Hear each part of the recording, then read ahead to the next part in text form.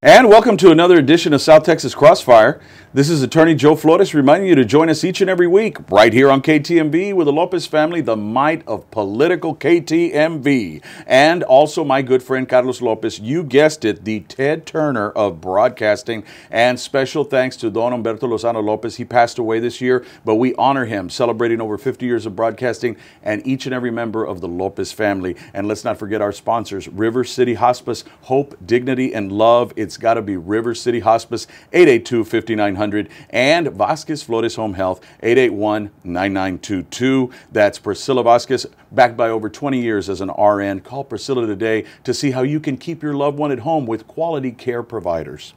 With me today, I have the distinct pleasure of bringing on a great attorney, a Latina, and especially here, I hate to date my shows, but breast cancer awareness, we wanted to bring on the best of the best, a great Latina here in our community who helps out, and we're going to be talking about family law. She is the first guest on family law, so I welcome Dee Ann Torres. Welcome. How are you? Hi, Joe. Good to see you. Well, I'm glad you came on because I'm very excited about our topic. Unfortunately, even in our community and our beliefs in our cultural system, divorce has become a reality, and so has CPS cases, and so has children being strewn across the country. So I wanted to talk to you about that. But first and foremost, tell me about your education, training, and background, and your family. Where'd you grow up? All right.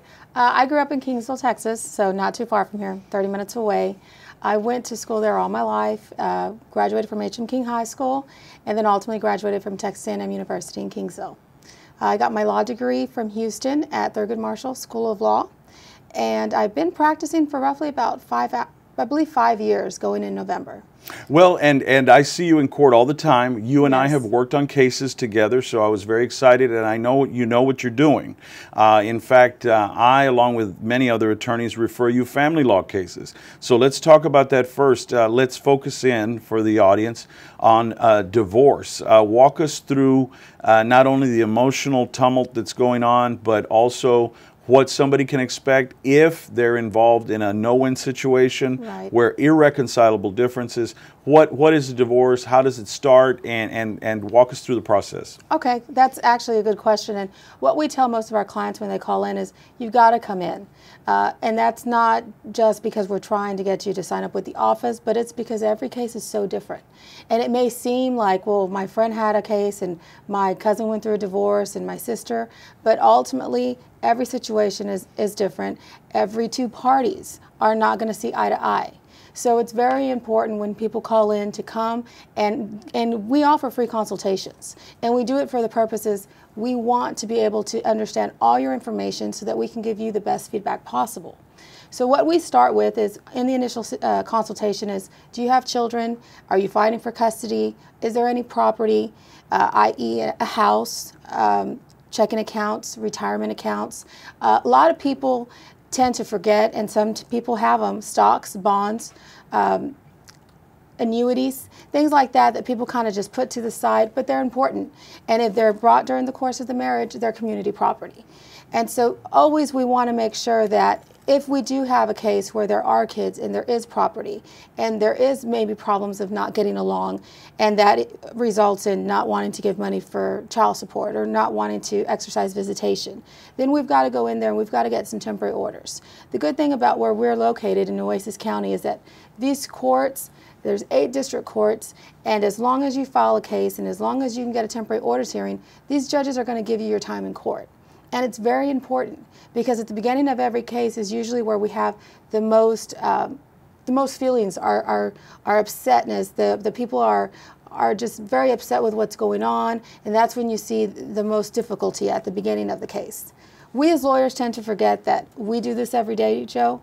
But as you know, not a lot of people go through divorces every day. It's the most stressful. Next to losing a parent and a child, divorce is so stressful. Correct. And so what I try to do is I want to feed you through the process. We want to be able for, if there's something you don't understand, please let us know. We explain it to you as we go. My rule of thumb has always been what I file in court, what I send to the opposing counsel, as in letters or pleadings, we like to send you a copy as the client so that you're always up to date and you always know what's going on in your case. But it can be a very difficult time, and with that, people tend to forget if they have any checking accounts in another state or in another city. And so we have what we consider a very thorough questionnaire in order to gather all that information for you. Well, and a lot of people forget, you know, there are exclusions, you know, but in Texas, my understanding back from law school, since I don't practice a lot of family law, is that things are presumed to be community property. What does that mean? That means that any time that once you're married, from the date of marriage to when you're going to court, is that anything that you purchase during that time is going to be community property. And you're right, there are exceptions, like if your mother or father passes away and they ultimately give you something through a will, well then that's an inheritance, and that could be separate property. But sometimes people begin to intertwine even separate property. And so you can ultimately end up with somebody may think is just a very uncontested, very easy divorce, could end up into a very difficult at the end of that case. And we've seen attorneys that advertise $3.99 divorces and things like that, and not to disparage that, but that technically is correct, but then there's a lot more into it, because isn't that the filing fee? That's correct. Filing fees start at $250, and they go up from there. And so what we try to tell clients is, you know, we do what ultimately every other attorney probably in town and in the state of Texas does. We bill by the hour. That's how family law cases are done. And so we try to keep a very good timesheet in order for the client to know, once we've used up your retainer, which is the initial dollar amount of money that we ask you for upfront, well, we're going to bill you. I don't try to make these cases out to be very expensive. I like to finish these cases for the initial retainer amount. So if I charge you, for example, $2,500 to start your case, my goal is to get your case done within that dollar amount.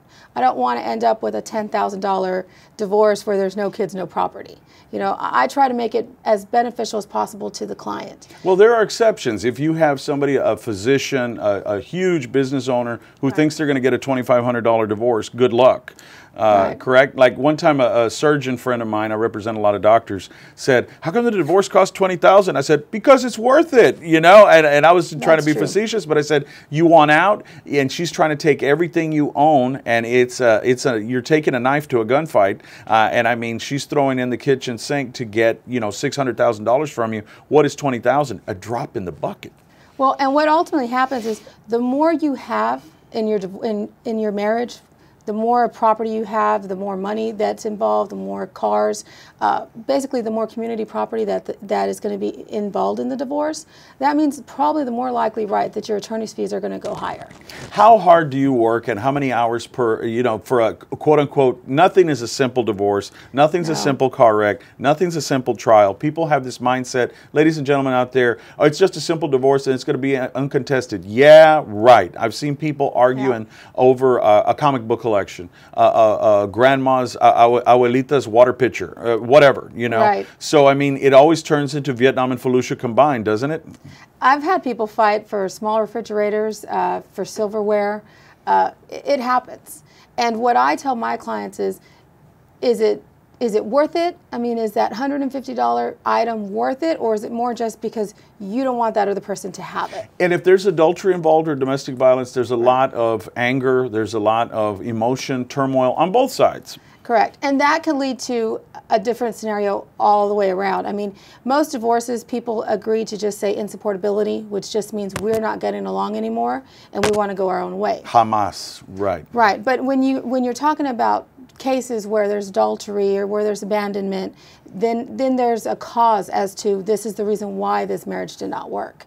And that can lead into even more anger and more emotion in the divorce process from the client, unfortunately, as we try to get them divorced. Well, we've got about 4 or 5 minutes left. Now, I wanted to focus in on CPS cases, which are Child Protective Services cases in Court 5. I know that we've got a great judge up there. The courts are just flooded with cases.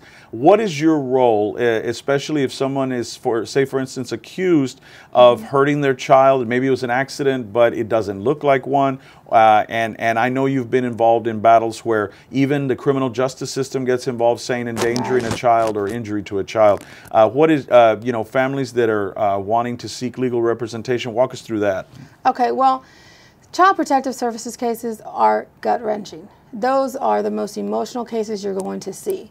And the reason for that is because once you're involved in County Court 5, you get slapped with that petition for termination. And that scares a whole lot of parents. I mean, nobody wants to lose their children. But you must go through the process in County Court 5 before our Honorable Judge Chesney. The way those cases work is that it's a step process. You have to be very patient, and you've got to trust your lawyer. These cases do not get closed out or disposed of in 30 days. Most of these cases have a year that these cases are going to run, and even then there can be extensions. But what I tell clients when they're involved is you've got to be hands-on with your caseworker from Child Protective Services. Make sure you complete all your classes, your therapy sessions. A lot of times they want support while these children are in foster homes, or they while meaning these the children are being department. placed. Correct. You're having to pay child support to the government. Now this is gut-wrenching because they end up in foster care sometimes, yes, in foreign homes, and the children are terrified, and often what I've seen in my experience is that if a child makes an outcry, it's almost like 100% believed. You know, it seems like that.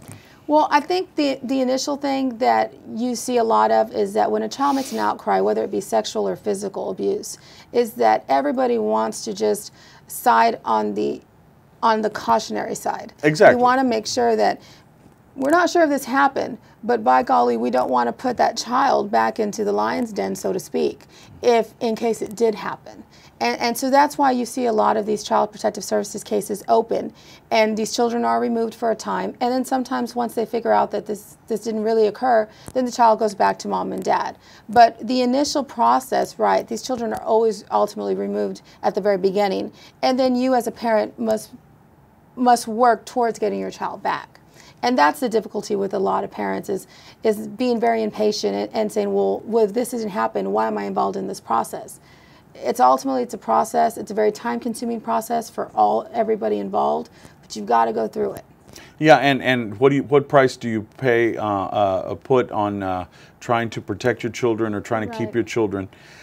We've got a couple of minutes left. Closing arguments. I appreciate you coming by, Dee Ann Torres, on family law issues and on child custody issues and things. What would you like to tell our audience? I would tell everybody that you have rights. A lot of times people, you start talking to relatives and you start talking to friends and they say, oh, well, forget it because I had a bad incident in court, or I had a bad incident with this attorney.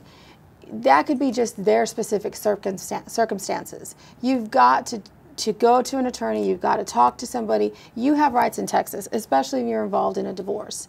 And what people tend to forget a lot is that they separate and then they just go about their business, go on and live with someone else. That's not going to count as a divorce. You've got to go through the legal system to get a divorce to finalize that marriage. And how many women go without getting child support for years from a spouse, and part of your job is trying to get those bucks back for them? Well, or a man too. And now more and more there are deadbeat moms that aren't paying child support to the dad. They were unfit. And so what's the number to call if they have any more questions? If you have any questions, feel free to call our office. Our area code is 361-881-9500. We're always available. We don't even use the answering service. We actually answer our own phone calls. But definitely, if you have questions and you're going through these issues, whether it be Child Protective Services, you've got questions about an adoption, you've got questions about a divorce, make an appointment. Make sure you understand what your rights are.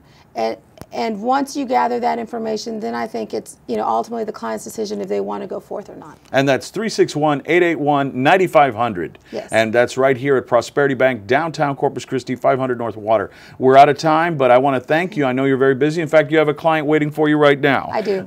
So I appreciate you coming by, and I hope you come back and visit us because these are important areas of the law that we need to cover. Stay tuned, ladies and gentlemen, and we'll be back with more. Thank you to Dee Ann Torres. Thank you all. Thank you, Joe.